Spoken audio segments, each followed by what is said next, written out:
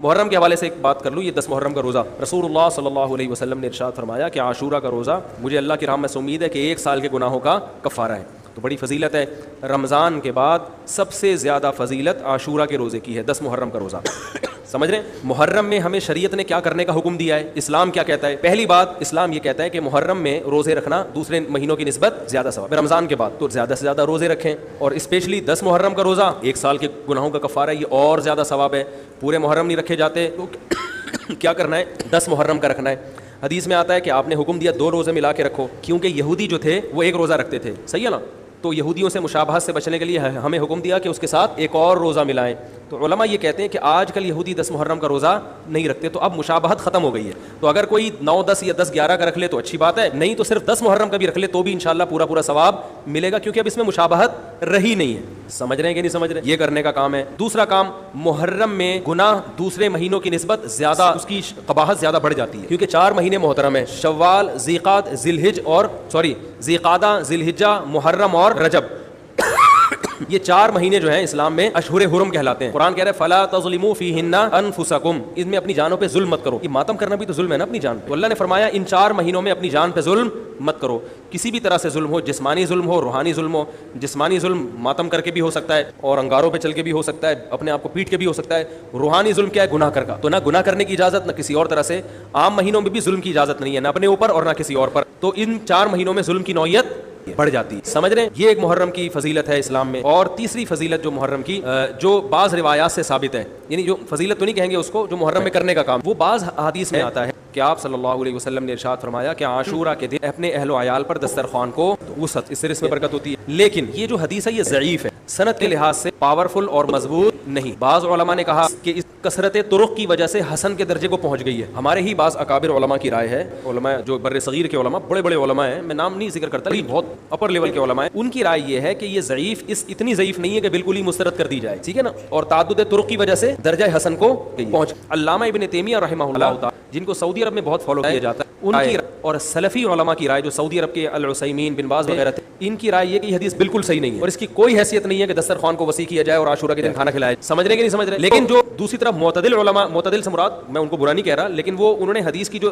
اب اگر آپ سندوں کی تحقیق کریں گے تو اس کو بالکل منگھڑت قرار دینا درست نہیں ہے. اگر سندوں کی تحقیق کریں گے تو ایسا معلوم ہوتا ہے کہ علامہ ابن تیمیہ رحمہ اللہ تعالی, جو ہمارے لیے قابل احترام ہے, انہوں نے اس حدیث کو رد کرنے میں تھوڑا مبالغہ سے کام لیا, غلو. ایسا نہیں ہے کہ بالکل ہی اس کی کوئی ویلیو نہیں. تو ضعیف روایتیں ہیں, لیکن کثرت طرق کی وجہ سے درجہ حسن کو پہنچ گئی ہے. سمجھنے کے لیے سمجھ. اس وجہ سے بعض علماء کی رائے, بلکہ جمہور کی رائے یہی ہے کہ محرم میں اگر کوئی اپنے بچوں کو جمع کر کے اچھا کھانا کھلا دیتا ہے 10 محرم, اور یہ حلیم شاید یہیں سے نکلا ہے, شاید یہیں سے نکلا ہے کہ یوں وہ اچھا کھانا ہو جائے گا. جو دوسرے علماء کہتے ہیں, جو میری بھی سمجھ میں آتا ہے, بلکہ میں نے پہلے کہیں پڑھا تو نہیں, میرا دماغ اس طرف گیا, لیکن اس کی تائید میں علماء کے فتاوی مل گئے. دیکھو, اگر کوئی حدیث ضعیف ہو یا حسن ہو تو صرف حسن ہونا کافی نہیں ہے, یہ دیکھا جائے گا کہ یہ دوسری صحیح حدیثوں سے ٹکرا تو نہیں رہی. یہ بھی ایک فقہ کا اصول ہے کہ اگر ایک کمزور چیز لیکن وہ طاقتور دلیل سے ٹکرا رہی تو پھر اس کمزور چیز کو بالکل رد کیا جائے گا. تو عاشورہ کے دن روزہ رکھنے کا حکم ہے, یہ بالکل بخاری مسلم کی صحیح حدیث سے ثابت ہے. اور جو کھانا کھلانے والی روایت ہے وہ اس ٹکر کی نہیں, اس کو تو ابن تیمیہ جیسے محقق نے بالکل ہی کلعدم قرار دے دیا, بعض عرب علماء نے بھی بالکل کلعدم قرار دے دیا, اگرچہ ہماری رائے ہے کہ بالکل کلعدم نہیں, لیکن بہرحال اس میں محدثین کا بڑا اختلاف ہوا ہے. جبکہ روزہ رکھنے والی جو روایات ہیں وہ بالکل بے غبار ہیں, ان کو سب صحیح مانتے ہیں. تو کھانا کھلانا اور روزہ جمع بولو بھائی نہیں ہو سکتا, اس لیے کہ اگر وہ روزے کا دن ہے تو کھانے کا دن نہیں ہے, کھانے کا دن ہے تو روزے کا نہیں. ابن تیمیہ رحمہ اللہ تعالیٰ کی رائے یہ ہے کہ بعض لوگوں نے شیعہ کی مخالفت میں غلو کیا ہے. شیعہ نے اس دن کو چونکہ منحوس بنا دیا 10 محرم, تو انہوں نے مخالفت میں اس دن کو ایک سیلیبریٹ کرنے کے لیے نا کھانا کھلانے کا حکم دے دیا کہ ہم منحوس نہیں سمجھتے, بلکہ اس کا کیا کریں گے, اپوزٹ کے کھاؤ اور کھلاؤ. تو انہوں نے کہا یہ بھی غلو ہوا ہے. دوسری طرف بھائی منحوس نہیں ہے, مبارک ہے ہماری نظر, لیکن اتنا مبارک کہ اس میں کھانا کھلانا اور یعنی عید والا عنصر, کھانا کھلانا تو عید کے دن ہوتا ہے نا, تو عید نہیں ہے بہرحال. تو یہ بھی بڑی جاندار بات, اگرچہ یہ عقلی دلیل ہے, مگر یہ ایسی نہیں ہے کہ بالکل اس کو کلعدم قرار دے دیا. تو اب علماء نے دونوں حدیثوں کو تطبیق کی کوشش کی علماء نے کہ بھائی کھانا بھی کھلاؤ اور روزہ بھی رکھو, افطاری میں کھلا دو, سحری اور افطاری میں. تو بات یہ ہے کہ افطاری میں اگر آپ کھلائیں گے تو وہ 11 محرم شروع ہو چکی ہوگی, وہ 10 محرم بولو بھائی نہیں رہے گی. دوسرا سحری میں جو کھلانے کا مسئلہ ہے نا, سحری میں, تو سحری میں جب ہم کوئی کہتے ہیں نا فلاں دن یہ کام کرنا ہے فلاں دن, تو اس سے لغت میں جو ذہن میں متبادر ہوتا ہے نا وہ دن کا وقت, وہ 3:30 پونے 4 کا وقت نہیں ہوتا. یہی وجہ ہے کہ جو لوگ اس حدیث پر عمل کرتے ہیں عاشورہ والی, وہ دن میں کھانا کھلاتے ہیں, دوپہر کے ٹائم لنچ کے, وہ افطاری میں تو ویسے ہی دسترخوان وسیع ہوتا ہے بھوک کی وجہ سے. ارے بابا وہ تو ویسے ہی بچوں کو جب روزہ رکھا ہوا ہے تو اچھا کھلاؤ, سحری اچھی کراؤ, اور افطاری وہ تو ویسے ہی بھوک کی وجہ سے رمضان میں دیکھو نا کیسے کھلے دسترخوان ہوتے ہیں. تو میں نے بڑی کوشش کی دونوں حدیثوں کو جمع کریں, لیکن تکلف کے بغیر یہ ممکن نہیں ہے. تو فقہ کا ایک اصول ہے کہ جب کوئی بے غبار صحیح حدیث ہوتی ہے اور اس سے ایک اصول ثابت ہو رہا ہے, تو اس کے مقابلے میں اگر کمزور روایت آئے گی جو اس سے ٹکرا رہی ہوگی, تو اس کمزور روایت کو, اگرچہ وہ موضوع من گھڑت نہیں ہے,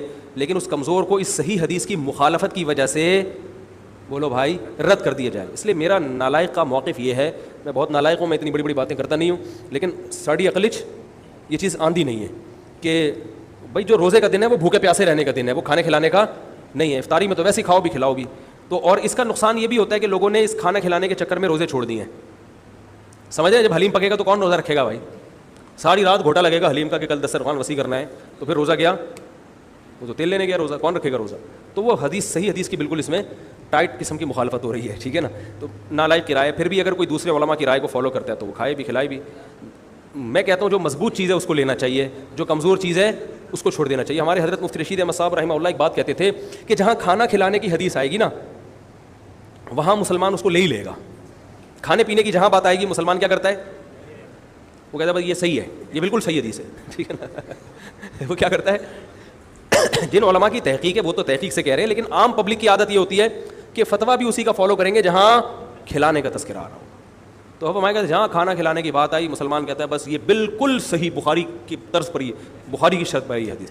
تو بھائی بھوکا رہنا عبادت ہے, بھوکا رہنا سنت ہے. بچوں کو تو ویسے ہی کھلاؤ, عاشورہ ہو یا نہیں ہو, اور سحری افطاری کرا دو اچھی سی, روزہ رکھواؤ. اور جو بالکل چھوٹے بچے ہیں وہ تو ویسے ہی کھاتے ہیں. تو اس لیے, اور پھر اس کا نقصان کیا ہو رہا ہے, حلیم کے گھوٹے لگ رہے ہیں پوری پوری رات بیٹھ کے, اس کے الگ نقصانات ہیں, سبیلیں لگ رہی ہیں.